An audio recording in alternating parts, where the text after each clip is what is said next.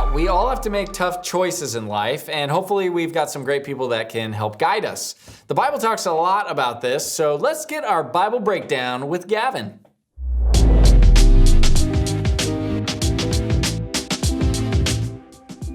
I'm sure a lot of you play sports, and I'm gonna guess that some of you think it'll be kinda cool to play that sport in high school, like your older brother or sister. Well, let me tell you, it is pretty fun to play sports in high school. And during my freshman year of high school, I tried out for the basketball team. Thankfully, I made it, but honestly, I wasn't very good. Here was this little freshman who kept dribbling the ball out of bounds and missing layups in the middle of all these really good seniors who did everything perfect. It was kind of embarrassing. I didn't have any confidence, no matter how hard I tried. But that year, something really cool actually happened. There was a senior basketball player named Henry who noticed that I was losing confidence and getting on myself for messing up. He wanted to help me get better. So every day at practice, he would help me on my shot or the way I dribbled, and he took the time to help me get better at basketball. And since he was a senior, he knew a lot more about proper basketball techniques than I had as a freshman. But instead of keeping all that to himself, he shared all of his awesome basketball knowledge to me to help me improve my game. That was super cool of him. And my basketball skills grew a lot that year because of Henry. Now this month, we've been talking a lot about this guy named David in the Bible. When David was a young kid, he was the only person in Israel to stand up to a giant named Goliath because he knew that God was with him. David also became the king of Israel, but he waited for the right time instead of being king his own way. Then last week, we learned that David messed up pretty badly. But once Nathan set him straight, he knew that the right thing to do was to humble himself, admit his mistakes, and ask God to forgive him. In other words, David went through a lot in his life, both good and bad, more than any of us have ever experienced. When you live a long life like David did, you gain a lot of wisdom and knowledge. You learn the wrong and right way to do things.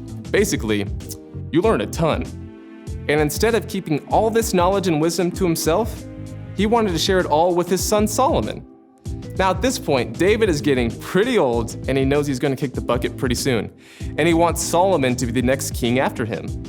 David wants Solomon to live the best life possible. So he shares to Solomon everything that he has learned. He tells him, "So be strong, act like a man, and observe what the Lord your God requires. Walk in obedience to him and keep his decrees and commands, his laws and regulations, as written in the law of Moses. Do this so that you may prosper in all you do and wherever you go." Basically, David was telling his son to follow and trust God with everything and to do what God says to do. That is the right way to live.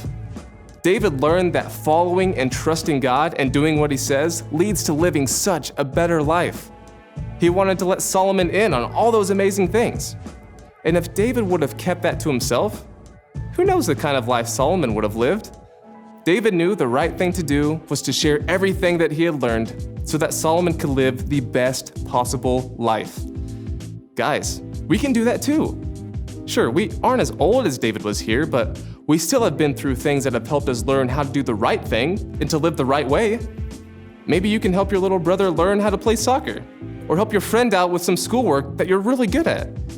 Whatever it is that we learn, we can share it to others just like David did for Solomon, and just like Henry did for me my freshman year of basketball. I am so thankful that Henry helped me out, and your friends will be so thankful that you are helping them out too. Plus, if you have Jesus in your life, then you have so much to share with others.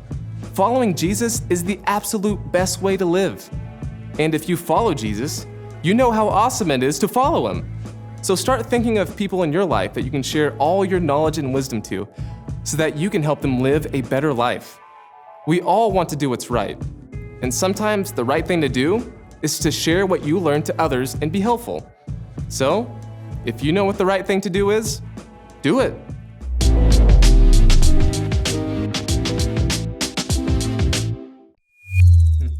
Oh, hey, we're back. So if you know what's right, you got to do it. So this week, do the right thing, help other people do the right thing, and we will see you back here next week. See you next time, CCV kids. See ya. My cookie.